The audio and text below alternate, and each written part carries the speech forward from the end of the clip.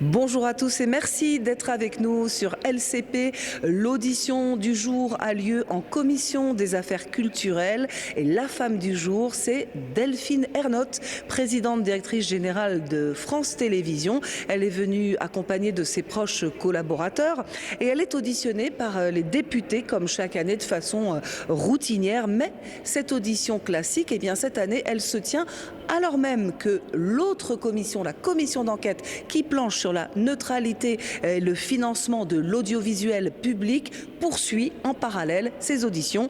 Delphine Ernotte sur le gris, c'est tout de suite sur LCP. À tout à l'heure.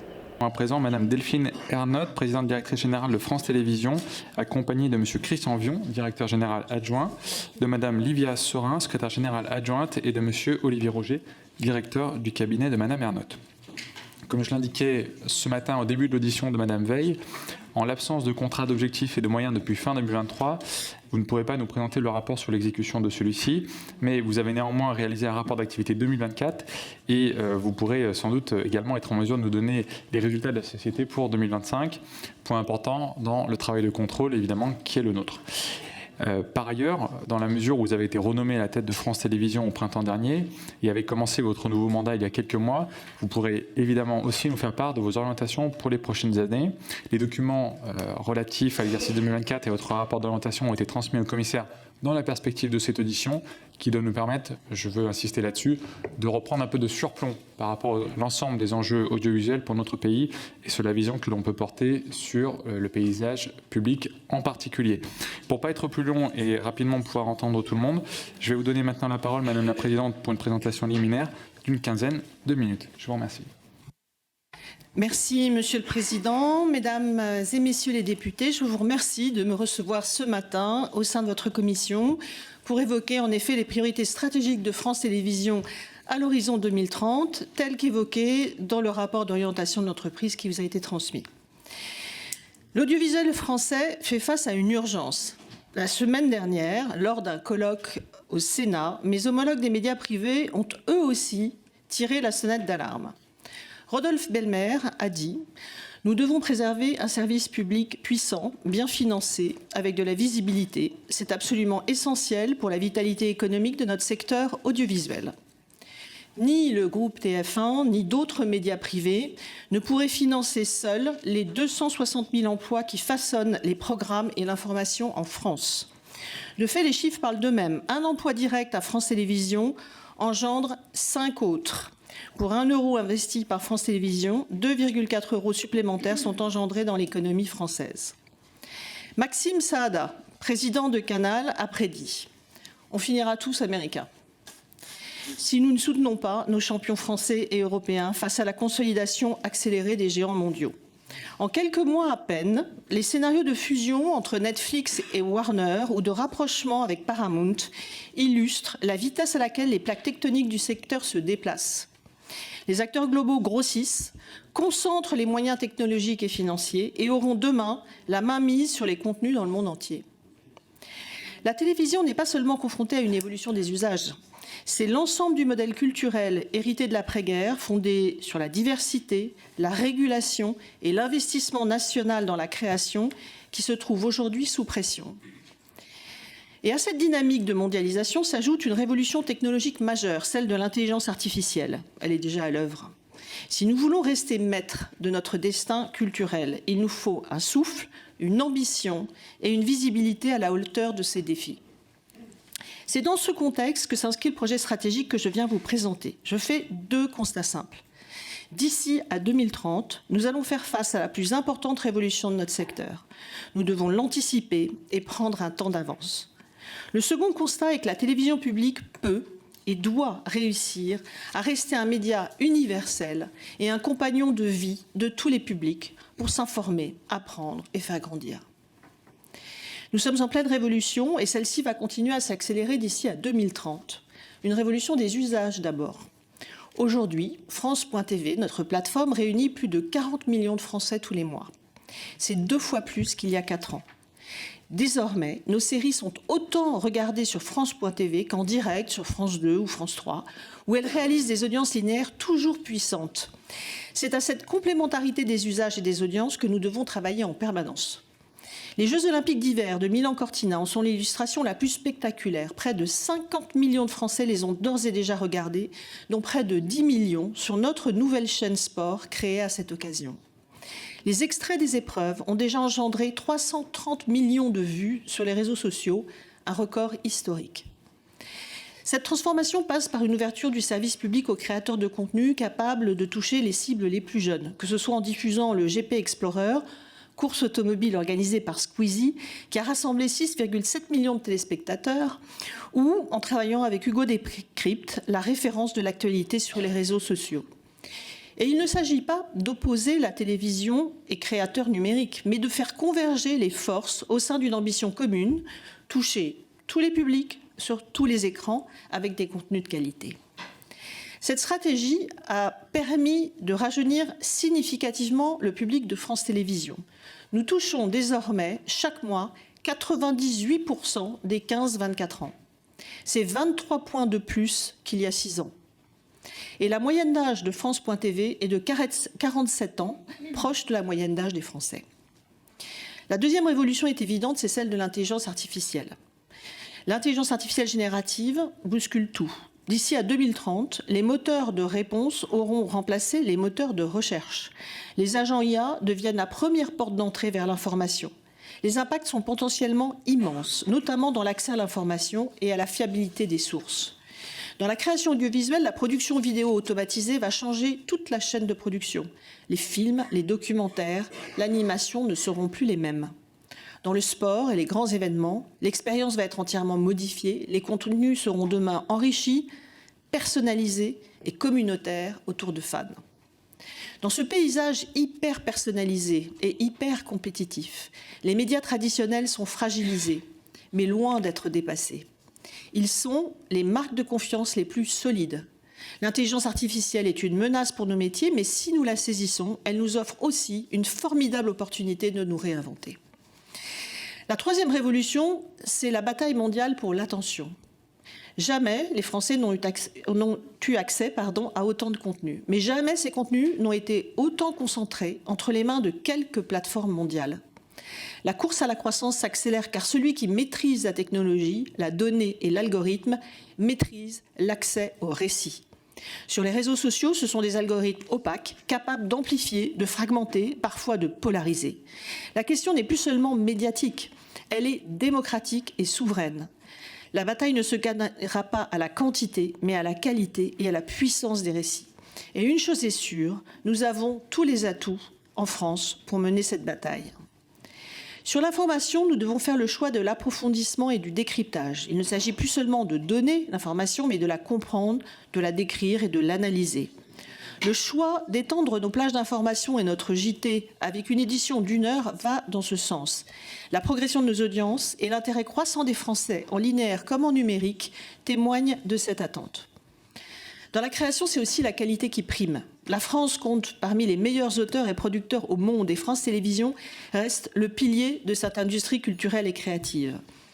Il ne nous suffit plus de réunir des millions de Français comme nous le faisons depuis des années avec nos grandes séries populaires comme Les Meurtres. Il nous faut aussi marquer les esprits, nous différencier, en un mot surprendre. C'est par l'originalité de nos propositions que nous parvenons à fédérer. Je prendrai qu'un seul exemple très emblématique.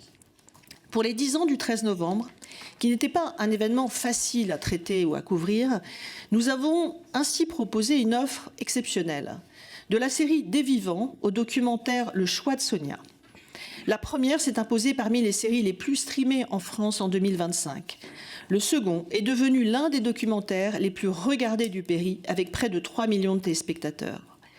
Cette capacité à conjuguer qualité, émotion et mémoire collective, à raconter notre histoire commune avec profondeur et justesse, constitue l'un de nos atouts majeurs pour les années à venir. Je crois que l'audiovisuel public doit engager aujourd'hui le plus grand mouvement de son histoire pour être à la hauteur de cette bascule. Il ne s'agit pas seulement d'un projet d'entreprise, mais bien de faire le choix de prendre une longueur d'avance au service de la souveraineté nationale. Ces dernières années, France Télévisions a réussi une bascule historique, conquérir dans l'univers numérique la place qui était la sienne sur le linéaire, la première. Mais ce mouvement n'est qu'une étape. Nous devons être prêts pour une inversion complète du modèle. C'est entre Milan, Cortina aujourd'hui et les Alpes 2030 que se joue cette accélération décisive. Ce grand virage repose pour moi sur 3 piliers. D'abord une nouvelle organisation, ensuite un nouveau modèle social, enfin un nouveau cadre économique. Le premier, c'est une nouvelle organisation qui prévoit de faire de France Télévisions le premier grand média streaming first, et pardon pour l'anglicisme, du pays. Cette nouvelle organisation mettra l'information au cœur de ses missions. Les derniers mois en témoignent. Partout en Europe, les services publics sont interrogés sur l'impartialité et l'exigence des rédactions. L'ensemble des magazines d'actualité seront désormais réunis au sein d'une direction unique de l'information afin de garantir partout, sur nos antennes comme sur nos supports numériques, le même cadre d'exigence, d'indépendance et de rigueur déontologique. Ensuite, nous placerons le numérique et la technologie au centre de l'organisation. Une direction du produit et des technologies, une direction d'intelligence artificielle et de la data et une direction du marketing seront créées afin de disposer des mêmes atouts que les grandes plateformes. Plutôt que d'être un bouquet de chaînes, nous serons désormais organisés comme les grands groupes numériques. C'est aussi l'occasion de prioriser nos investissements afin de nous assurer d'être toujours au niveau de la compétition mondiale. Enfin, nous passerons d'une organisation par genre de programme à une organisation par mission. Je crois qu'il est impératif de remettre les missions essentielles de service public au cœur de la conversation. Le partage de la création, le cinéma, la transmission des savoirs, les loisirs et la vie quotidienne, les jeunes publics. Nous remplissons ces missions au jour le jour, mais nous savons que les citoyens ont des exigences nouvelles et plus fortes. Nous savons aussi que celles-ci doivent désormais s'adapter à tous les usages et surtout qu'à l'heure des choix budgétaires, il nous faut définir de nouvelles priorités. Préparer l'avenir de notre entreprise, c'est aussi assurer la modernisation de son cadre social. C'est le cœur des recommandations de la Cour des comptes dans son rapport. Notre cadre social est trop lourd, trop cher et trop peu adapté à ces transformations. J'ai procédé à la dénonciation de l'accord d'entreprise qui avait été signé en 2013 lors de la mise en place de l'entreprise unique France Télévisions. Les négociations s'engagent avec les organisations syndicales. Elles vont permettre, en particulier, de réadapter la définition de nos métiers pour y introduire plus de polyvalence, pour mieux intégrer les nouveaux outils technologiques au service d'une plus grande efficacité collective. Je sais pouvoir compter sur l'engagement de l'ensemble des salariés de France Télévisions pour assurer cette transformation. Dans une entreprise qui réalise d'importants efforts de productivité depuis plus de 10 ans. Au cours des dernières années, nous avons mené une réduction de nos effectifs qui est sans équivalent dans la sphère publique, à périmètre de mission constant. Mais aujourd'hui, c'est d'un nouveau cadre dont nous avons besoin pour maîtriser les coûts et assurer l'avenir. Face aux critiques et aux mises en accusation qui alimentent les débats médiatiques et politiques, je tiens à souligner à nouveau devant vous le professionnalisme des équipes de France Télévisions, qui assurent la continuité de nos missions dans toute la France, sont présents sur tous les terrains, à l'international, y compris les plus dangereux. Enfin, nous devons définir un nouveau modèle économique. En 2026, notre budget sera inférieur de 200 millions à celui qui était inscrit dans le projet de com qui était en cours de signature avec l'État fin 2024. J'ai conscience des difficultés budgétaires du pays, mais je dois dire qu'il est extrêmement difficile pour une grande entreprise, qu'elle soit publique ou privée d'ailleurs, de manquer à ce point de visibilité sur sa trajectoire de ressources. J'ai néanmoins tenu à fixer un cap clair de zéro déficit. Cette politique de rigueur a des impacts immédiats. Pour recouvrer l'équilibre des comptes dès cette année, nous prévoyons de réaliser 150 millions d'euros d'économies en 2026, ce qui représente un effort historique dans l'histoire de l'entreprise. Nous les réaliserons grâce à une nouvelle baisse des effectifs, des coûts de structure, une baisse importante de nos engagements dans la création audiovisuelle et cinématographique, la revente de droits sportifs à l'instar du tournoi Destination, la renégociation de tous nos programmes de flux et l'arrêt de certaines émissions. Ce sont des renoncements difficiles pour France Télévisions, alors qu'une nouvelle baisse est à nouveau intervenue ces derniers jours, quelques semaines à peine après l'adoption de notre budget par le conseil d'administration de l'entreprise. Dans ce contexte, je me félicite que l'État actionnaire ait exprimé son intention d'ouvrir au plus vite les travaux visant à l'élaboration d'un contrat d'objectifs et de moyens. Je rappelle qu'il s'agit d'ailleurs de la première recommandation formulée par la Cour dans son rapport. Je souhaite que ce travail commun puisse aboutir dans les meilleurs délais pour retrouver une vision stratégique partagée avec notre tutelle et avec le Parlement. Mesdames et messieurs les députés, l'enjeu qui nous réunit concerne, au fond, la place que la France veut occuper dans le monde de demain. Je sais que cette réflexion vous anime régulièrement au sein de cette commission, et à raison. Dans un monde où les algorithmes, les capitaux et les catalogues de contenu sont de plus en plus concentrés hors d'Europe, affaiblir notre audiovisuel public reviendrait à accepter que le récit collectif de notre pays soit structuré ailleurs, selon d'autres priorités que les nôtres. Soutenir durablement l'audiovisuel public, c'est faire le choix d'un modèle de société, un modèle qui protège sa création, qui défend sa langue, qui garantit le pluralisme et qui considère que le lien social a une valeur. Nos champions français et européens ont le talent, la créativité et la capacité industrielle pour exister dans cette bataille mondiale. Encore faut-il leur donner les moyens de jouer la partie. Merci beaucoup, Madame la Présidente. Je vais maintenant donner la parole aux orateurs de groupe pour une durée de 2 minutes, en commençant par le Rassemblement national, Madame Caroline Parmentier. Merci, Monsieur le Président.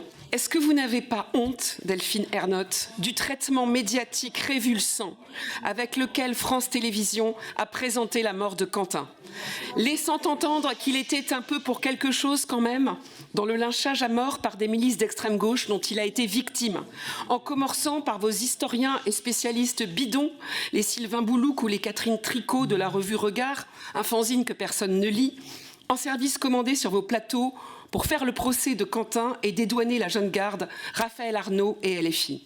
Sur les plateaux du service public payés avec nos impôts. On a pu entendre les antifas n'ont jamais frappé personne. Dans ces politiques, Stéphanie Precioso se lance dans un plaidoyer pour la jeune garde qui, je cite, fait de l'autodéfense dans la droite ligne de ce qu'a été l'antifascisme, c'est-à-dire la défense des droits politiques et sociaux. Ou encore la députée communiste Elsa Faucillon, qui chante les louanges de Raphaël Arnaud dans Dimanche en politique et de son combat antifasciste et pacifique, affirmant qu'il a toujours appelé à la non-violence. Je rappelle qu'il a été condamné quand même définitivement pour violence volontaire en Réunion après une agression contre un homme de 18 ans. Le présentateur de Dimanche en politique n'a procédé à aucun rectificatif. J'ai d'autres exemples encore, notamment dans le JT de France 2 de 13h que je tiens à votre disposition, ou encore Patrick Cohen dans C'est à vous, qui parle de bataille rangée, alors que le procureur de la République a parlé de guet-apens et d'homicide volontaire.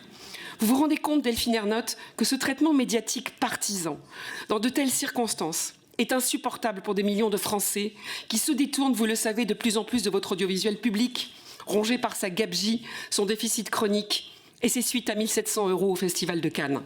Audiovisuel public qui confirme son militantisme de gauche, payé avec l'argent des Français, cet argent des Français qui vous permet de toucher une prime de performance de 80 000 € en plus de votre salaire. Delphine Ernotte, est-ce que vous acquiescez et souscrivez à ces propos qui ont été tenus à France Télévisions? Et est-ce que c'est ça, votre audiovisuel public? Chers collègues. Pour le groupe Ensemble pour la République, Madame Céline Calvez. Merci, Monsieur le Président. Madame la Présidente de France Télévisions. N'en déplaise à certains et certaines, les chiffres le démontrent, les Français aiment l'audiovisuel public. Votre rapport d'orientation rappelle ainsi avec clarté cet attachement. En 2024, 81% des Français ont regardé chaque semaine un programme de France Télévisions. C'est en nette progression par rapport à 2019. Ça représente plus de 50 millions de personnes en contact avec vos programmes. 95% de la population touchée chaque mois, tout support confondu. Alors ces chiffres traduisent une réalité simple. Non, le financement de l'audiovisuel public n'est pas une dépense superflue, c'est un investissement au service de l'intérêt général. Il garantit une information pluraliste et vérifiée, soutient la création, valorise les territoires et contribue à l'éducation et à la cohésion nationale. Dans le contexte actuel de guerre informationnelle, marqué par les proliférations de manipulations, des ingérences étrangères ou encore des campagnes de désinformation, le rôle de l'audiovisuel public est plus essentiel que jamais. Il constitue un rempart démocratique, un espace de hiérarchisation et de contextualisation des faits, là où les logiques algorithmiques favorisent souvent l'émotion au détriment de la raison. Comment entendez-vous renforcer encore cette mission stratégique de service public? Par ailleurs, alors que diverses réformes de gouvernance ont été étudiées ces dernières années, la question de la coopération entre acteurs de l'audiovisuel public est déterminante afin de permettre une articulation plus lisible, plus efficace, plus stratégique de l'offre publique. Vous avez à ce titre affirmé l'ambition de faire de France Info le pivot de la stratégie d'information. Comment s'articule celle-ci concrètement avec vos partenaires publics pour renforcer ces coopérations, notamment pour lutter contre la désinformation ?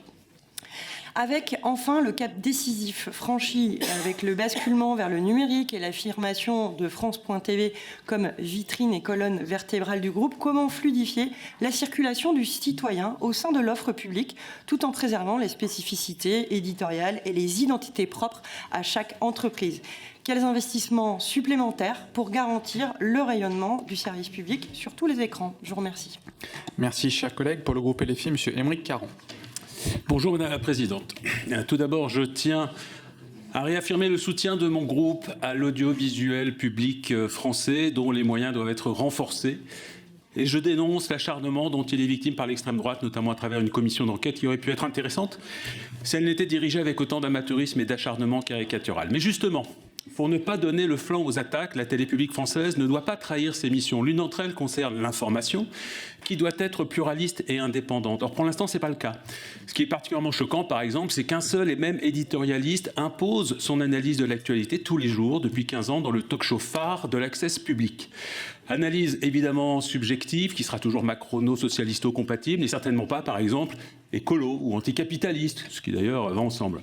Et en plus, on retrouve le même éditorialiste sur France Inter. On a donc un seul homme, sans aucun mandat, élu par personne, qui distribue tous les jours, depuis des lustres, les bons et les mauvais points de la vie politique française sur l'audiovisuel public. C'est peu compatible, me semble-t-il, avec ses obligations de pluralisme.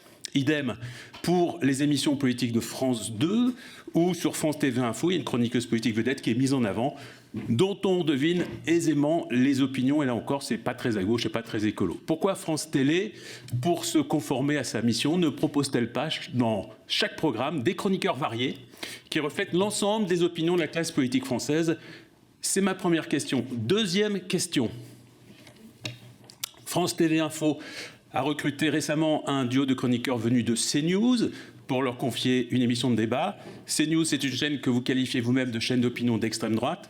On lit maintenant que vous pourriez recruter une journaliste vedette, récemment démissionnaire de CNews, chaîne dont cette personne a fidèlement soutenu l'idéologie pendant près de 10 ans. Est-ce que vous confirmez que ce recrutement est possible ?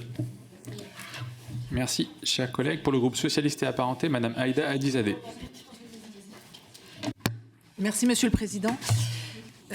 À nouveau, dans la même veine que les propos que j'ai tenus face à la présidente de Radio France, je tiens au nom du groupe socialiste à exprimer toute notre solidarité aux journalistes et à tous les travailleurs du groupe France Télévisions.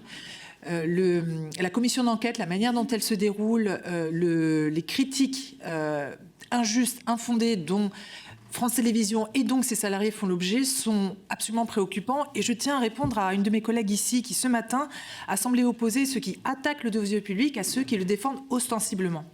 Et je vais prendre la défense des salariés de l'audiovisuel public en citant les propos d'un journaliste, un représentant syndical qui parle de ceci.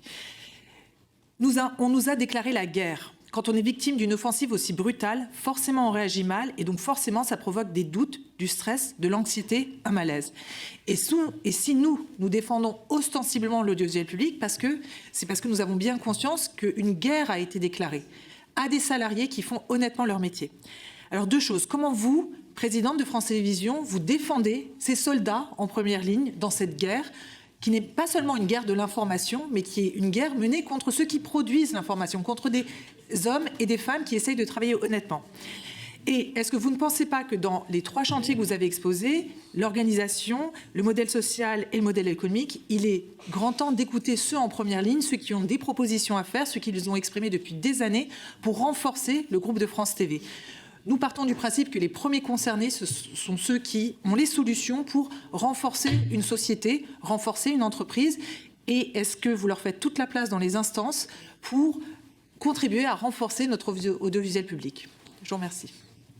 Merci, chers collègues. Pour le groupe Droite républicaine, Madame Frédérique Meunier. Merci, Monsieur le Président. Madame la Présidente, l'audiovisuel public se retrouve plus que jamais fragilisé. De nombreux Français aujourd'hui ont le sentiment que le service public n'offre plus un traitement équilibré de l'information. En effet, depuis plusieurs mois, l'audiovisuel est au cœur de critiques. Militantisme assumé, accusations idéologiques partisanes, rapport cinglant de la Cour des comptes sur votre situation budgétaire. Le groupe connaît également des tensions en interne et un climat social tendu. De là à dire que c'est la guerre, c'est peut-être un petit peu exagéré. Plusieurs syndicats ont porté plainte pour détournement de biens publics et abus de biens sociaux. Au cœur du scandale, une dépense de plus de 100 000 € a quitté au Majestic entre le 16 et 27 mai 2023. Si vous avez fait valoir qu'il n'y a pas eu 1 € d'argent public dépensé, avouez que cette facture salée tombe mal au moment où le groupe doit se serrer la ceinture et regarder à la loupe chaque ligne budgétaire. Ne pensez-vous pas qu'en temps de crise, vous devez être exemplaire ? Ou de moins avoir des dépenses raisonnables, à caractère raisonnable. Nous, on connaît très bien ce mot. Lors de votre audition à l'Assemblée nationale du 5 juillet 2023, devant la Commission des finances, vous avez déclaré « On ne représente pas la France telle qu'elle est, mais on essaye de représenter la France telle qu'on voudrait qu'elle soit ». Pensez-vous qu'il s'agisse là du rôle d'un média public ? Beaucoup aujourd'hui estiment que vos obligations d'impartialité et de pluralisme en tant que groupe d'information publique ne sont pas respectées.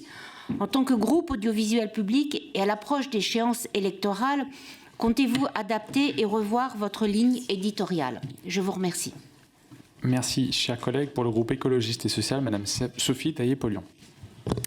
Merci, Monsieur le Président. Merci, Madame la Présidente, pour vos propos introductifs qui étaient extrêmement passionnants. Vous décrivez les enjeux énormes qui sont devant nous, collectivement, que vous qualifiez de révolution. Je partage cette analyse et le fait qu'aujourd'hui, effectivement, nous sommes face à ces enjeux qui sont extrêmement lourds et importants, qui sont finalement la question de préserver notre souveraineté dans la manière de nous raconter nous-mêmes, dans la manière aussi de permettre un débat entre nous, respectueux, de qualité et fondé sur des faits. Vous indiquez les objectifs, enfin les manières dont vous pensez pouvoir relever ces défis gigantesques. Et ce que je note, moi, c'est comme une forme de quadrature du cercle, d'impossibilité, c'est-à-dire face à des enjeux aussi importants et qui nous concernent véritablement tous en tant que nation, vous êtes confrontés à des baisses de budget qui, vous nous dites, vont être pour certains absorbés par le personnel, avec la remise en cause des accords collectifs. Vous qualifiez l'organisation actuelle de trop lourde, trop chère. Sont-ce les personnels qui vont payer ? Et vous proposez aussi, et j'entends bien que ce n'est pas de gaieté de cœur, hein, enfin, moi je ne fais pas de... mais que vous allez également baisser l'investissement dans la création. Or, c'est bien avec les personnels qui fabriquent la télévision publique aujourd'hui, et c'est bien avec la création notamment indépendante, et on sait à quel point dans notre pays nous avons su conserver une extrême diversité, une grande richesse de producteurs individuels, de producteurs indépendants. Enfin voilà, je m'interroge, comment est-ce qu'on peut à la fois relever ces défis avec des baisses budgétaires aussi importantes ? Est-ce que vous n'allez pas fragiliser encore davantage en vous attaquant à l'accord collectif des personnels ? Et est-ce que vous allez orienter les budgets de création qui sont en baisse au moins pour sauvegarder au maximum la production indépendante ? Je vous remercie. Merci, chers collègues. Pour le groupe démocrate, Monsieur Erwan Balanant. Merci, Monsieur le Président. Mes chers collègues, Madame la Présidente, si les informations n'ont jamais été aussi nombreuses et de qualité dans le monde, en réalité, nous assistons aussi paradoxalement à la multiplication des phénomènes de désinformation et de manipulation de l'information. Garantir une information plurielle, indépendante et fiable est nécessaire pour lutter contre les ingérences numériques étrangères et les tentatives de désinformation. Mais cela ne suffit plus. Nous devons désormais apprendre à identifier les fausses informations, à décrypter également les stratégies de manipulation et à accompagner les citoyens dès le plus jeune âge pour qu'ils développent un esprit critique, solide et éclairé. Notre démocratie repose, ou doit reposer plutôt, sur la possibilité de discernement de chaque citoyen et sur un espace informationnel libre, fiable et accessible. Face à ces usages dévoyés, soutenons collectivement notre modèle démocratique et culturel. Et l'éducation aux médias et à l'information est un levier essentiel. Elle permet de développer l'esprit critique et mieux sensibiliser aux risques de manipulation. L'audiovisuel a son rôle à jouer dans cette lutte contre la désinformation. France Télévisions propose ainsi des programmes dédiés à l'accompagnement des jeunes dans la compréhension et le décryptage des médias et de l'actualité. Je cite par exemple le programme Un jour, une question, qui permet par exemple chaque jour, comme son nom l'indique, de répondre à une question d'un jeune en lien avec l'actualité. Madame la Présidente, face à ces enjeux toujours plus importants et aux menaces sur le modèle informationnel que nous avons construit dans notre pays et en Europe, pouvez-vous revenir sur les autres dispositifs mis en place par France Télévisions pour mieux donner aux citoyens les clés d'une lecture de l'information plus accessible, plus fiable et plus intelligible? Merci, chers collègues. Pour le groupe Horizon et Indépendants, Madame Béatrice Piron. Merci, Monsieur le Président, Madame la Présidente Directrice Générale, mes chers collègues. Tout d'abord, je tiens à exprimer ma surprise, Monsieur le Président, quant à la date de ces auditions que nous faisions habituellement avant le vote du budget. Je tiens aussi à excuser mon collègue Jérémy Patrialétus, qui est actuellement en commission d'enquête sur l'audiovisuel public. France Télévisions est chaque semaine plus de 50 millions de Français qui font confiance au service public pour s'informer, se cultiver, se divertir, soit 81% de la population. C'est une responsabilité considérable, trop souvent noyée dans des querelles et débats stériles. Nous sommes convaincus qu'un service public fort est un service public qui se justifie à la fois par la qualité de ses contenus, par son ancrage dans les territoires, évidemment par son exigence d'impartialité, mais aussi par sa capacité à toucher tous les publics, y compris les plus jeunes, les plus éloignés des grandes métropoles ou les plus éloignés du numérique. Pour autant, le contexte est compliqué. France Télévisions a réussi à maintenir ses audiences et conduit sa transformation numérique malgré des années de contraintes budgétaires croissantes. Ce n'est pas rien. Le rapport d'orientation que vous nous avez transmis le dit avec une franchise que nous saluons. Entre 2023 et 2026, France Télévisions aura subi une coupe de plus de 200 millions d'euros par rapport à la trajectoire pluriannuelle initiale. Pour atteindre l'équilibre en 2026, vous engagez un plan d'économie historique de 140 millions d'euros en un an. Ma question est donc simple. Ce plan est-il soutenable ou constitue-t-il une addition de sacrifices qui hypothèque la stratégie de long terme de France Télévisions? Et en particulier, cette baisse signifiera-t-elle une réduction de vos engagements dans la création audiovisuelle, sachant que vous êtes le premier financier de la filiale avec environ 500 millions d'euros, ou bien les économies seront-elles possibles en interne et dans quelle proportion? Je vous remercie. Merci beaucoup. Et enfin, pour le groupe UDR, Monsieur Bartholomé Lenoir. Merci, Monsieur le Président. Chers collègues, ma question s'adresse à Madame Ernotte. Nous avons appris l'ouverture par le tribunal judiciaire de Paris d'une information judiciaire pour des faits particulièrement sérieux, notamment abus de biens sociaux et recel, ainsi que soustraction, détournement ou destruction de biens d'un dépôt public. Il est évident que la justice doit suivre son cours sans aucune intervention du pouvoir politique. Cependant, j'aimerais vous demander quelques éclairages. Ces faits concernent entre autres des nuitées dans des établissements de très grand standing à Cannes, pouvant atteindre 1 750 € la nuit, au bénéfice de membres du comité de direction de France Télévisions, ainsi que de partenaires extérieurs. Pour justifier ces pratiques, vous avez indiqué en commission d'enquête qu'aucun argent public n'aurait été dépensé dans la mesure où il s'agissait d'opérations de bartering. Mais cet argument pose question. Le bartering n'est pas une gratuité, c'est un échange. Et ce qui est échangé, ce sont notamment des espaces publicitaires, qui ont une valeur marchande très élevée. Vous le savez mieux que quiconque, un spot de 30 secondes sur France 2, en début de soirée, je chiffre en dizaines de milliers d'euros. Dès lors, même en l'absence de transactions financières directes, il y a bien une mobilisation de ressources du service public et donc indirectement de moyens financés par les Français. Dans un contexte où le service public audiovisuel est appelé à faire des efforts, où chaque euro doit être justifié et où l'exemplarité est une exigence démocratique, ces éléments soulèvent une question de principe, celle de la bonne utilisation des ressources, qu'elles soient budgétaires ou valorisées. Ma question est donc la suivante. Pouvez-vous expliquer précisément à la représentation nationale en quoi ces pratiques d'échange, mobilisant des actifs de France Télévisions pour financer des prestations de luxe, sont compatibles avec les exigences d'exemplarité et de sobriété du service public, et quelles mesures concrètes et vérifiables vous entendez mettre en œuvre pour garantir à l'avenir une utilisation irréprochable des moyens de l'entreprise? Mais au fond, j'aimerais surtout savoir si ces pratiques vous choquent, Madame. Je vous remercie. Merci, chers collègues. Je vais tout de suite donner la parole aux députés pour les questions individuelles, mais puisque j'ai été interrogé sur le calendrier, je vais quand même redire ce que j'avais dit au tout début de notre audition ce matin. On n'a pas eu d'audition à l'automne pour des raisons qui ne dépendent pas de moi. J'ai été élu juste avant le vote du budget et le débat budgétaire. Le COM n'avait pas été signé, ce qui fait que l'audition n'avait pas été programmée. Et donc, dès que j'ai été élu, j'ai remis en place l'audition. Et je voudrais quand même insister sur un deuxième point. Il serait mieux que tout le monde s'attache à ce que les commissions d'enquête ne se réunissent pas en même temps que nos commissions. En menant une en parallèle, ce serait mieux que tout le monde puisse participer à nos débats ici, la commission permanente étant prioritaire sur tout autre type d'engagement, je le rappelle. Je vais donner la parole maintenant aux députés pour les questions individuelles, en commençant par Madame Tiffany Joncourt. Merci Monsieur le Président.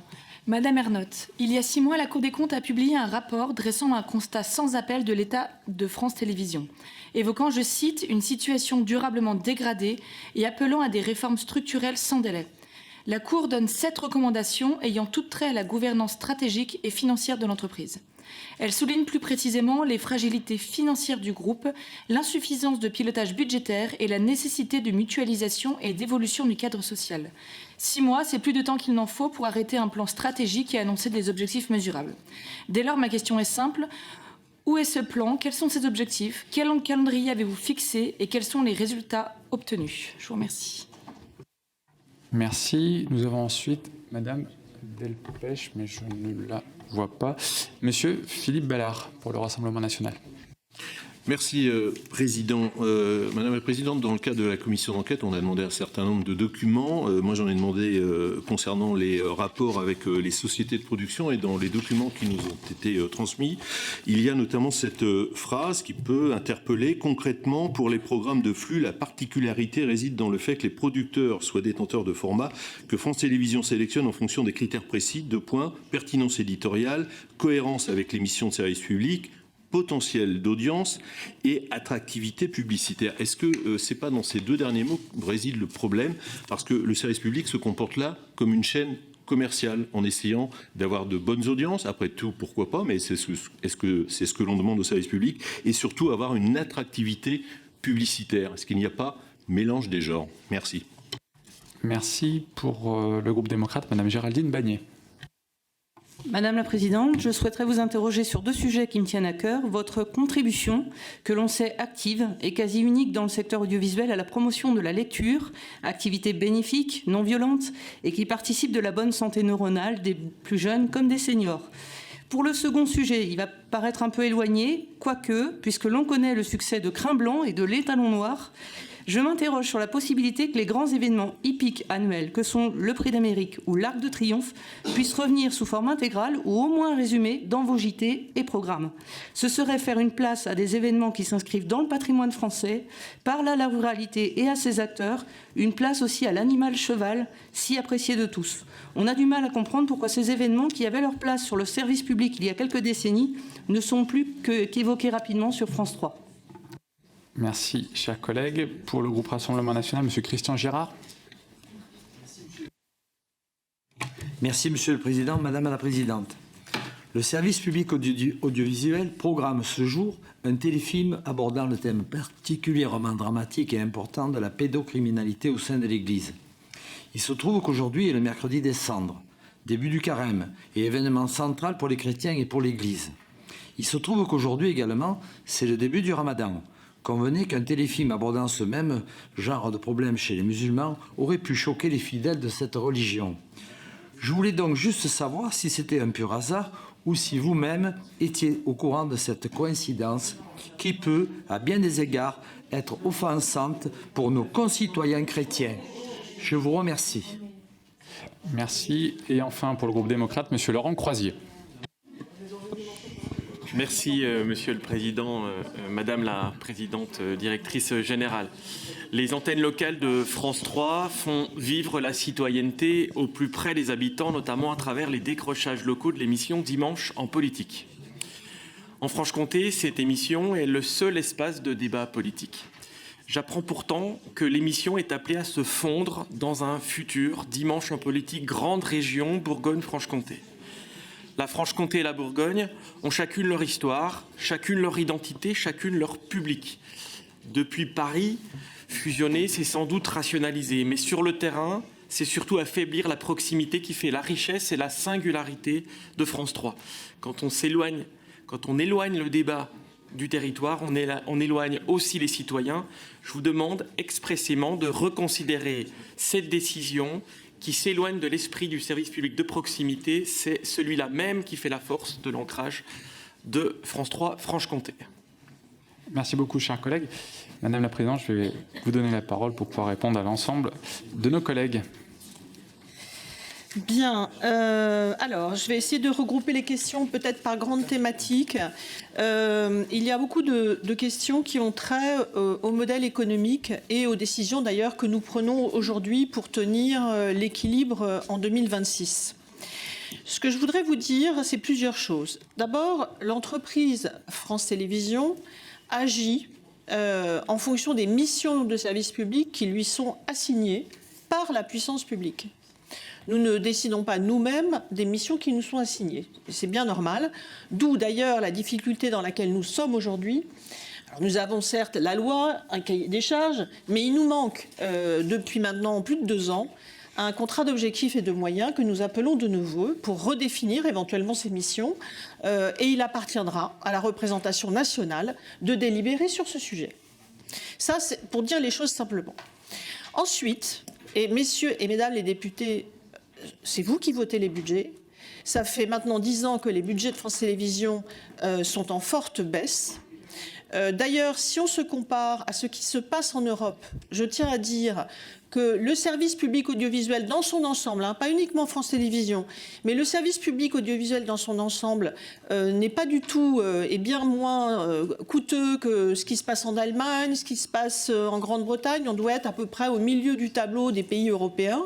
Donc il n'y a rien de choquant dans l'investissement que vous faites dans le service public audiovisuel, point numéro 1. Deuxièmement, si on regarde les baisses qui sont intervenues partout en Europe dans les services publics, la France est là pour le coup, entre guillemets, en bas du tableau, puisque c'est la France qui a quasiment le plus baissé. Alors je vous donnerai les chiffres, mais les investissements, enfin les coûts du service public audiovisuel ces dernières années. Donc voilà les circonstances dans lesquelles nous sommes. Je tiens à dire aussi que pour ce qui concerne France Télévisions, nous coûtons aujourd'hui 500 millions de moins aux Français qu'il y a 10 ans.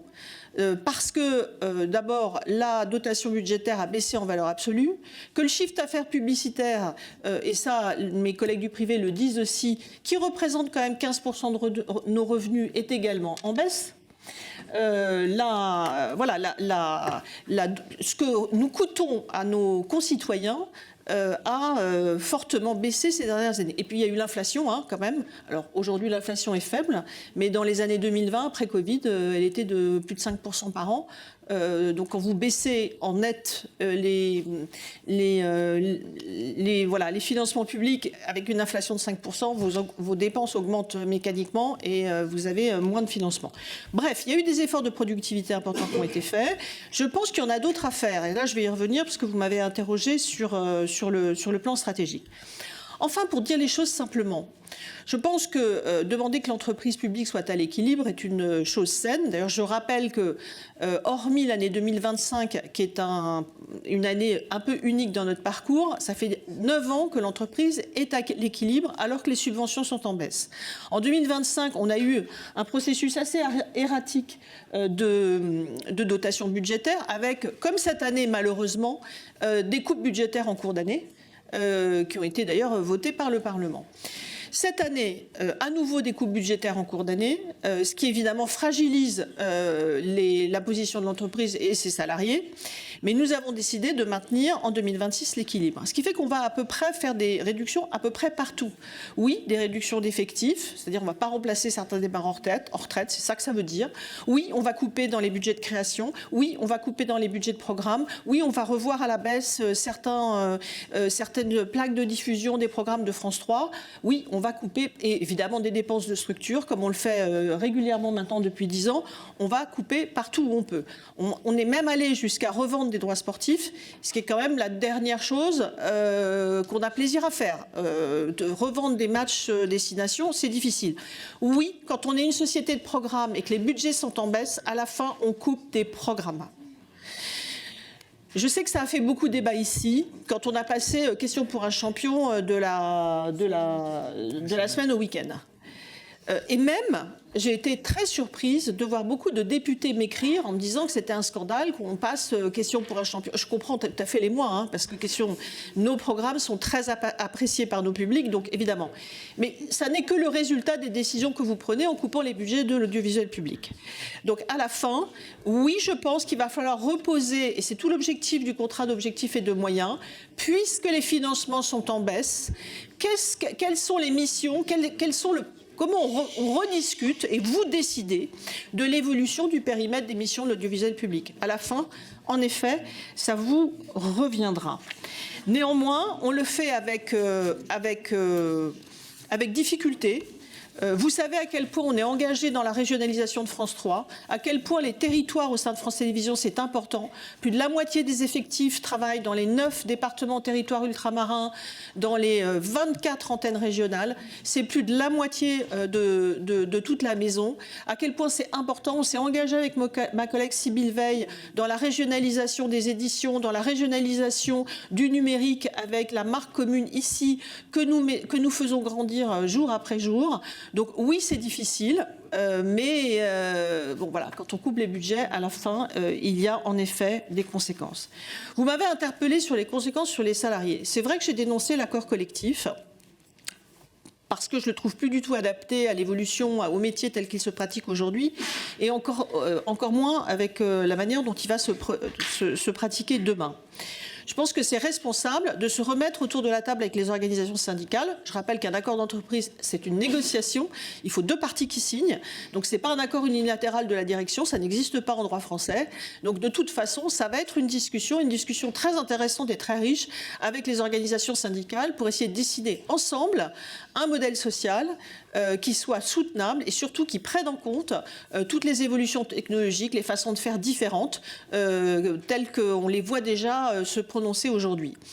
Ce qui me fait réagir ainsi, c'est pas tant le fait d'ailleurs que les dotations soient en baisse et nous mettent en difficulté financière, comme vous l'avez rappelé et comme la Cour des comptes l'a dit d'ailleurs, en donnant comme première recommandation cette recommandation d'établir des contrats d'objectifs et de moyens et de rendre soutenable la trajectoire du groupe à l'État. C'est une recommandation qui est faite à l'État dans son ensemble.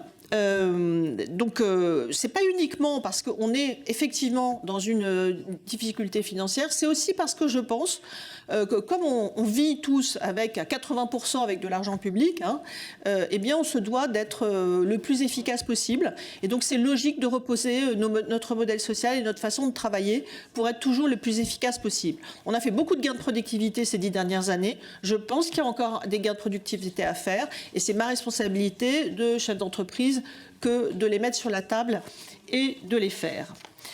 Vous m'avez interrogé aussi sur un sujet qui est évidemment central chez nous, qui est comment on arrive à être cette agora commune, ce lieu où tous les gens se retrouvent, où on fait droit à toutes les expressions. Et autant que faire se peut, on essaie d'être le plus équilibré possible et représenter la diversité des points de vue dans toute la pluralité. Je dois dire que la manière dont vous vous exprimez aujourd'hui dans cette commission montre que manifestement on ne satisfait personne, ce qui est d'une certaine manière le gage que nous ne tendons ni d'un côté ni de l'autre et que nous essayons d'avoir cet équilibre fragile, c'est un équilibre toujours instable, le pluralisme et l'équité, mais c'est vraiment notre mission. Vous m'avez interpellé sur ce drame terrible de ce week-end. Alors, vous pouvez estimer que l'on ne l'a pas traité selon votre façon de faire. Je tiens à rappeler quand même qu'on a été le premier média, enfin France 2 en tout cas, le premier journal télévisé à en parler dès vendredi soir.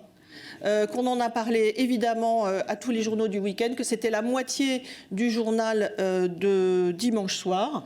Est-ce qu'on aurait pu faire mieux avec des gens, avec des reporters sur place? Sans doute. On a d'ailleurs corrigé puisqu'on a envoyé des gens sur place le dimanche. On peut toujours faire mieux, mais en tout cas, on a pris ce sujet et ce drame extrêmement au sérieux, je peux vous le dire, et on a essayé de le traiter avec les informations qui étaient à notre disposition. Je comprends que ça soit un sujet, évidemment... je ne vais pas répondre à chacun de vos points. Je n'en ai pas exactement les moyens, d'ailleurs, puisque je n'ai pas regardé ce dont vous me parlez. Néanmoins, je tenais quand même à redire qu'en matière d'information sur ce drame, nous avons fait au mieux de ce que nous pouvions faire avec les faits que nous avions, les vérifications que nous avions faites pendant tout le week-end. Maintenant, je sais que c'est un sujet évidemment très sensible, parce qu'un jeune homme qui meurt, c'est de toute façon un sujet très sensible. Donc je ne veux pas aller plus loin sur ce sujet. On y reviendra, si vous voulez, dans une autre instance. Ce que je veux vous dire, c'est qu'en revanche, la question du pluralisme, pour nous, est prise très au sérieux. Et j'ai déjà annoncé, je pense que c'est important, que dans la nouvelle organisation telle que nous sommes en train de la dessiner, le projet a été présenté à l'ensemble des salariés, des organisations syndicales, et il devrait se mettre en œuvre avant la fin de l'été. Nous avons d'abord deux décisions majeures. La première, c'est de confier l'ensemble des magazines d'information sous la responsabilité du directeur de l'information. Parce que, vous voyez, vous m'interpellez sur un magazine qui est aujourd'hui dans l'unité magazine, qui n'est pas sous la responsabilité du directeur de l'information. Demain, tout ce qui a trait à l'information sera sous une responsabilité d'un journaliste qui aura ce regard, donc, entre guillemets, identique entre les éditions d'information stricto sensu et les magazines d'information, premièrement. Et deuxièmement, nous avons aussi souhaité, puisque nous avons, vous le savez, une évolution dans la manière dont la régulation entend traiter de cette question du pluralisme, avec l'arrêt du Conseil d'État qui étend cette notion de pluralisme, pas uniquement aux invités politiques, bien sûr, mais aussi à l'ensemble des invités. Donc nous avons déjà fait une première démarche en publiant sur la page transparence de France Info la liste, évidemment, des temps de parole des personnalités politiques, mais aussi la liste de l'ensemble des invités dans chaque émission pour donner à nos concitoyens à voir la totalité de ce qui se passe sur nos antennes et donner l'information nécessaire. On publie également, vous le savez, toutes les sources documentaires qui permettent de construire les sujets d'information, mais on pense qu'il faut aller encore un cran plus loin. Vous savez que l'ARCOM a lancé et a confié à Bruno Lasserre une mission sur comment est-ce qu'on interprète cet arrêt du Conseil d'État. On va être évidemment partie prenante et on a décidé d'avoir un monsieur ou une madame déontologie et pluralisme qui supervise et qui puisse aider l'ensemble des rédactions, qu'elles soient nationales, ultramarines ou territoriales, sur ces sujets qui sont complexes et qui peuvent donner lieu à beaucoup d'interprétations. Je regarde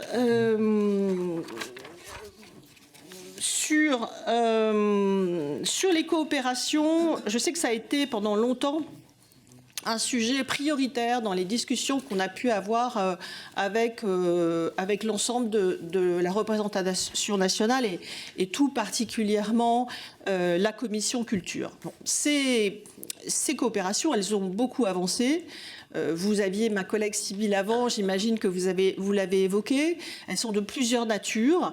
Il y a évidemment les coopérations autour de la proximité. On va finir cette année, on va avoir l'ensemble des matinales communes qui seront diffusées et radio et télé sur 2 antennes.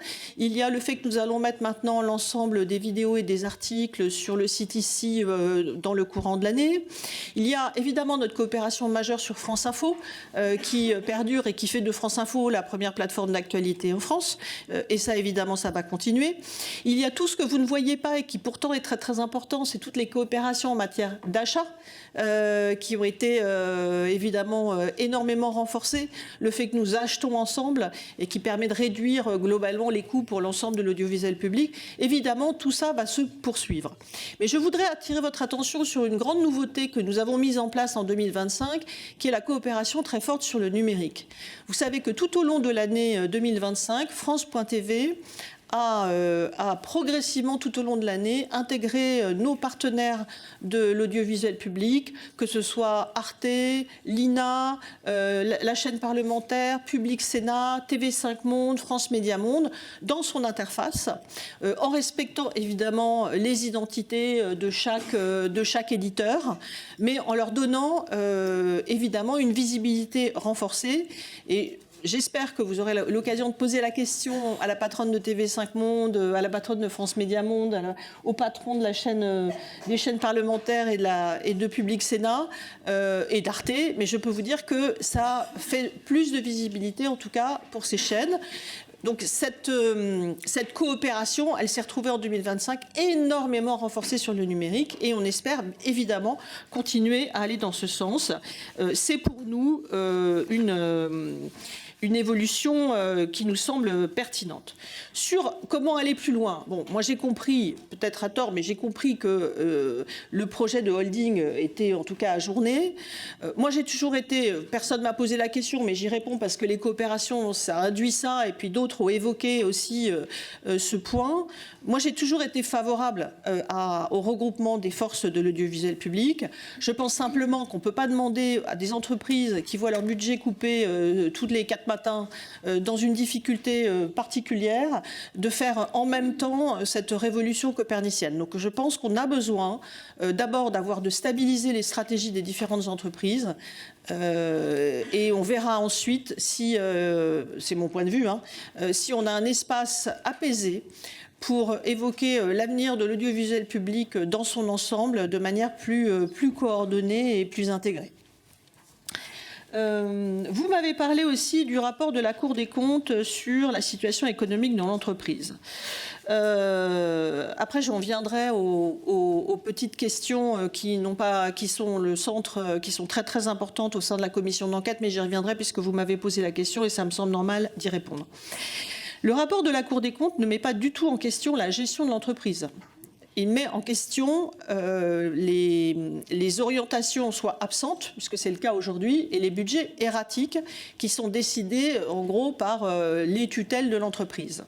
Et la première recommandation du rapport de la Cour, c'est en effet d'avoir un contrat d'objectifs et de moyens.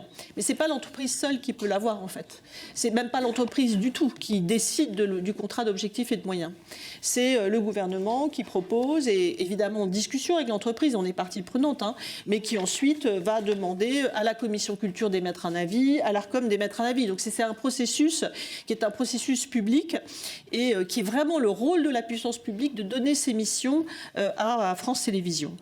Donc il y a toute une liste de recommandations, il y en a 7. La première, c'est pour l'État. Donc voilà, les 6 autres, la plus importante, c'est sans doute la dénonciation de l'accord collectif. Et cette dénonciation a été effective au 1er juillet 2025. Donc celle-ci est faite. Pour le reste, évidemment, on prend très au sérieux l'ensemble des recommandations de la Cour et tout ce qui est dit dans le rapport de la Cour. Vous avez parlé, alors là je vais venir aux questions plus précises sur la plainte de la CGC. Alors, pour être, parce que Cannes, alors là on parle que de Cannes. D'abord, je voudrais dire une chose. Cannes, évidemment, quand on regarde ça de l'extérieur, on a l'impression que c'est des paillettes, c'est la belle vie, etc. Pour nous, Cannes, c'est du travail. Cannes, c'est là où on produit des émissions. D'ailleurs, on délocalise, c'est comme ça qu'on appelle, depuis que nous sommes partenaires du Festival de Cannes, nous délocalisons un certain nombre d'émissions. Donc nous produisons aussi la chaîne de Cannes, nous produisons pour France Info, pour l'ensemble des éditions, également des sujets qui vont se retrouver, la Minute de Cannes dans le 20h, qui vont se retrouver la montée des marches sur France Info. Bref, c'est du travail. C'est par ailleurs aussi un marché, c'est là qu'on fait la promotion des films, notamment de ceux que nous coproduisons, et nous en coproduisons ces dernières années en gros une vingtaine, donc il y a une vingtaine de films qui se retrouvent à Cannes et France Télévisions est coproducteur, et puis c'est aussi un endroit où on achète des programmes. Par ailleurs, toute la profession se retrouve à Cannes. C'est le lieu de rendez-vous professionnel, il y a un colloque au CNC, la ministre de la Culture, fait un discours, des députés de la commission culture sont présents à Cannes, et c'est bien normal. Enfin, tout le monde du cinéma se retrouve à Cannes. Donc c'est un lieu de travail. Après, est-ce que les chambres du Majestic sont trop chères? La réponse est oui. Évidemment que c'est beaucoup trop cher. La moyenne des hôtels à Cannes pendant la période, de toute façon, c'est plus de 1 000 €. Donc c'est totalement hors des clous des barèmes de France Télévisions. D'où le fait que nous avons mis sur pied cette manière de ne pas prendre avec de l'argent public quelque chose qui nous semble évidemment beaucoup trop cher. Mais il n'y a pas une seule chambre à Cannes qui est donnée, qui soit accessible en réalité pendant la période des festivals. Et je pense que pour ceux qui y vont, vous le savez pertinemment. Donc la période la méthode du barter. La méthode du barter que vous évoquez en demandant comment ça fonctionne. Je vais laisser Christian Vion, qui a été interrogé longuement et qui connaît ça par cœur, mais en fait, on n'échange pas des espaces publicitaires, on échange des invendus publicitaires. Et toute la différence est là, mais je vais laisser Christian expliquer. Oui, très rapidement, pour vous dire que effectivement, il n'y a pas 1 € de concours public qui sert à financer les chambres lorsqu'elles sont effectivement achetées en barter.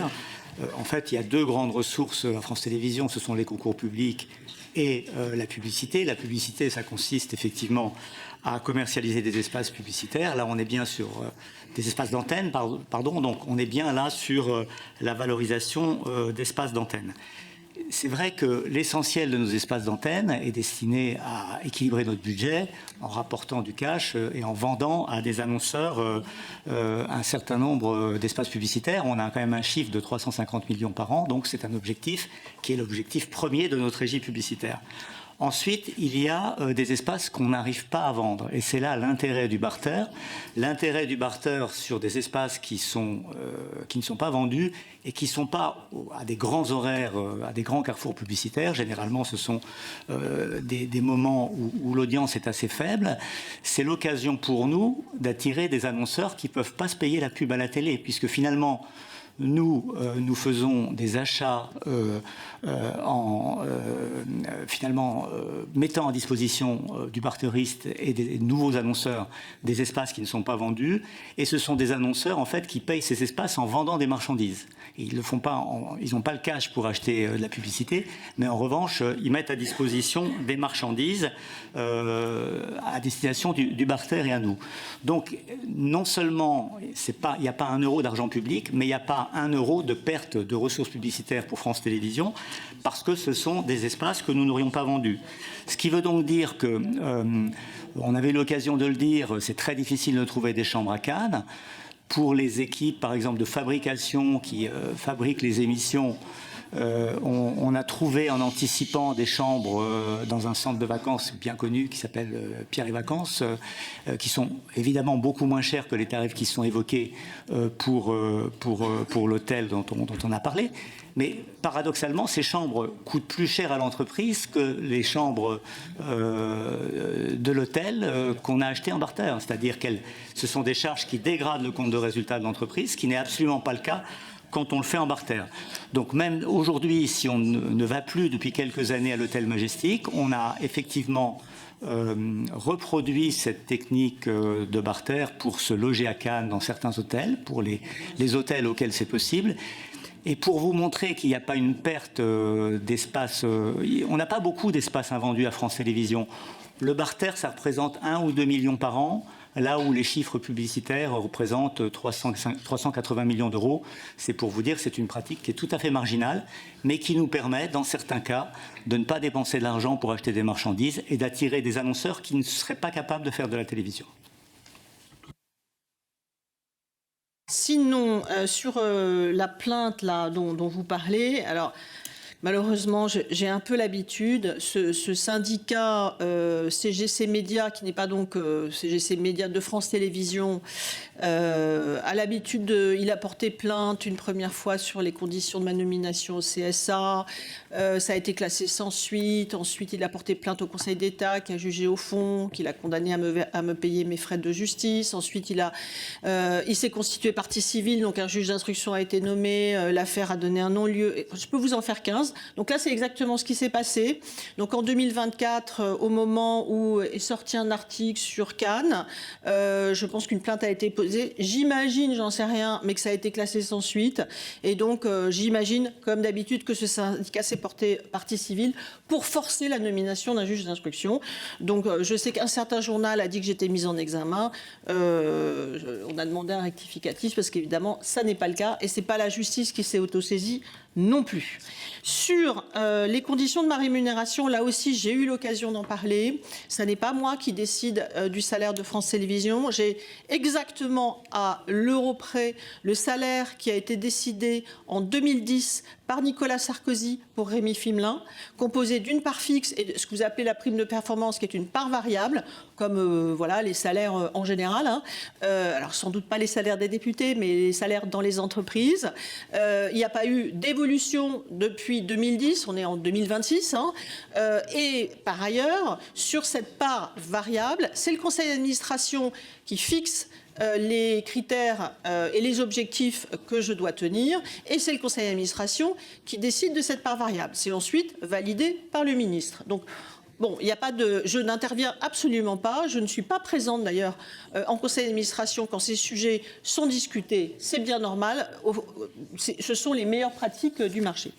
Sur les notes de frais, parce que vous m'invitez à la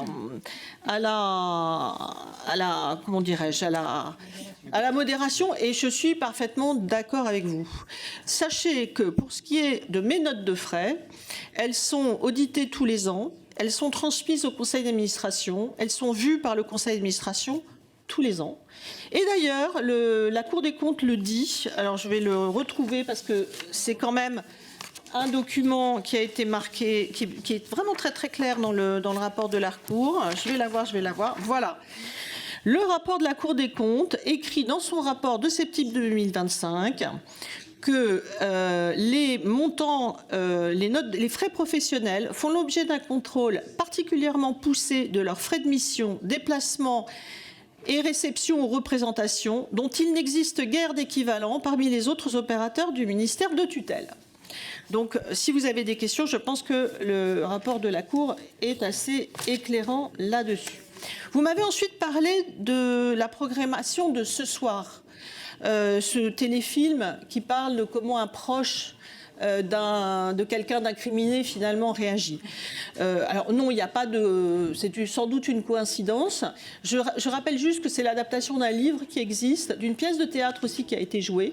Je ne l'ai pas vue personnellement, mais je pense que voilà, ça met de la chair derrière des drames qui peuvent exister aussi dans les familles. Vous parlez, je crois que c'est Monsieur Ballard, mais je ne sais plus si c'est Monsieur Ballard, sur l'attractivité publicitaire. Hein, c'est bien ça, hein, oui. Alors, il n'y a pas de honte à ça. Vous savez, une partie de nos revenus, et ce n'est pas moi qui en ai décidé, c'est ainsi que depuis 2009 que l'équilibre des comptes de France Télévisions se fait. Nous sommes autorisés à faire de la publicité en journée. Et donc c'est vrai que c'est important pour nous parce que c'est une part substantielle de nos revenus. C'est pas l'essentiel, hein, évidemment, mais ça représente à peu près 400 millions d'euros par an, ce qui n'est pas du tout négligeable. Et donc oui, que nous cherchions en journée à avoir le maximum d'audience, donc pour avoir des revenus publicitaires, c'est notre modèle économique qui veut ça. Est-ce que pour autant, et ça je crois que c'est important de le dire, on sacrifie nos missions de service public au chiffre d'affaires publicitaire? La réponse est non. La meilleure preuve, c'est le poids que prend l'investigation sur nos antennes.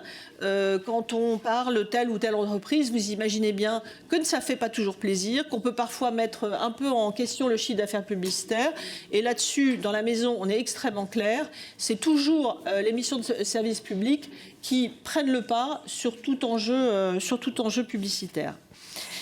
Vous m'avez aussi posé la question sur la lecture. Alors vous avez raison de dire que la lecture c'est essentiel chez nous puisqu'on a une émission littéraire en première partie de soirée et je crois qu'on est les derniers des Mohicans dans tout le monde à avoir encore une émission littéraire aussi bien exposée. que ça prend une place importante également dans les éditions des 20h30, le week-end notamment, où la culture a une place très forte. Et puis dans les émissions d'accueil, les magazines divers et variés, nous sommes évidemment le premier prescripteur pour toutes les maisons d'édition. Donc on a une place très particulière. On a aussi à cœur de développer la culture chez les jeunes publics. Vous le savez, il y a des dessins animés qui parlent de la lecture. On soutient aussi beaucoup une initiative du ministère qui est le quart d'heure lecture. Et par ailleurs, on essaie à notre mesure aussi d'être un élément modérateur dans l'utilisation des écrans des enfants. C'est pour ça que pour tous les programmes qui concernent les enfants, en effet les jeunes publics, l'appli au cou par exemple permet à la fois le contrôle parental, permet aussi de limiter le temps d'écran. Le parent peut décider que c'est 20 minutes, 40 minutes, voilà. Et donc on évite de pousser à la surconsommation et à la consommation, parce qu'on pense que, en effet, c'est dangereux pour les enfants et que le vrai danger, il est bien là pour les jeunes publics. C'est les réseaux sociaux où ils retrouvent absolument tout et n'importe quoi, et même l'attention qui est prise par l'objet mobile au détriment de l'activité physique, de la lecture, du jeu avec ses camarades. Voilà. Sur le hippisme, écoutez, j'en prends bonne note. Je ne suis pas sûre d'être la plus grande spécialiste des sports hippiques pour vous répondre pertinemment. Mais sachez en tout cas que la chaîne sport qu'on a lancée, la numérique, qu'on avait lancée au moment de Paris 2024 et qu'on a relancée au moment de Milan-Cortina, a aussi pour objectif peut-être de mettre en avant, alors je ne sais pas si le sport hippique y sera, j'en suis pas sûre du tout, mais en tout cas des sports qui sont peut-être moins vus à la télévision et qui pourtant méritent, parce qu'il y a des gens qui sont très désireux de les voir, et donc ça va être une manière aussi d'exposer des sports qui feraient peut-être pas recette à la télévision et qui pour autant ont leurs adeptes qui sont très importants. Est-ce qu'il y a des choses que j'ai oubliées ?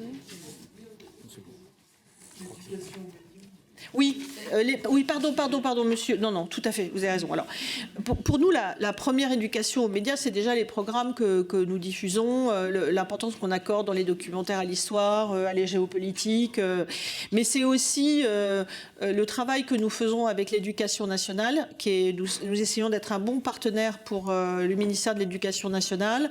C'est avec mes collègues de l'audiovisuel public que nous avons refondé en 2019 l'OUMNI, qui est l'endroit où nous mettons à disposition, à la fois pour les enseignants, mais aussi pour les élèves, des programmes qui sont validés par l'éducation nationale, que nous essayons d'être le plus adaptés.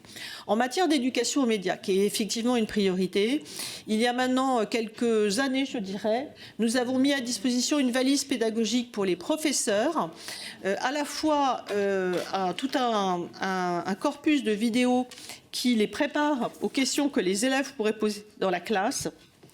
Et puis, évidemment, une valise pédagogique qui propose des cours pour justement expliquer aux enfants comment ils peuvent se faire manipuler par les médias. C'est d'ailleurs intéressant parce qu'on se rend compte quand on interroge nos publics que les jeunes publics sont très conscients qu'ils peuvent se faire manipuler. En revanche, ils pensent qu'eux-mêmes, à titre individuel, peuvent s'en prémunir. On se rend compte qu'en revanche, plus on avance en âge dans la population et plus le risque de manipulation est grand, parce que les aînés ont moins sans doute l'habitude et moins le code des réseaux sociaux. Donc en fait, l'éducation aux médias, c'est évidemment essentiel pour les enfants, mais ça vaut aussi pour les plus grands.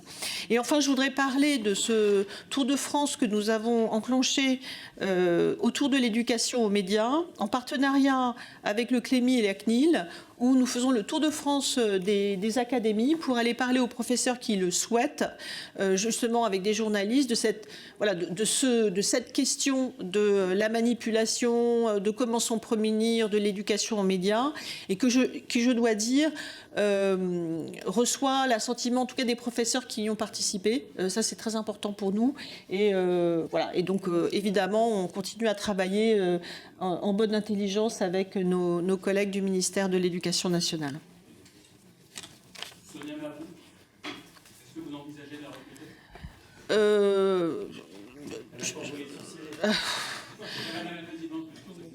Non, moi, j'ai pas de...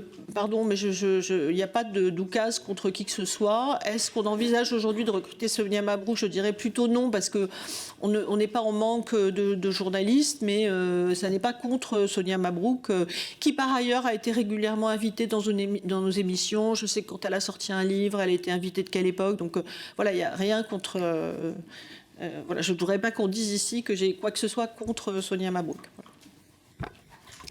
Merci. Madame la Présidente, vous avez noté et soulevé tout à l'heure l'intérêt des députés pour Question pour un champion. Les auditions ressemblent un petit peu à ça, donc vous ne serez pas étonnés. Merci en tout cas pour toutes les réponses que vous avez pu apporter aux députés sur l'ensemble des sujets qui nous concernent, et notamment aussi pour nous permettre de reprendre un petit peu de surplomb sur des enjeux stratégiques et on attend évidemment de clarification sur l'agenda parlementaire, sur une éventuelle réforme de l'audiovisuel, mais aussi sur un atterrissage un peu plus serein.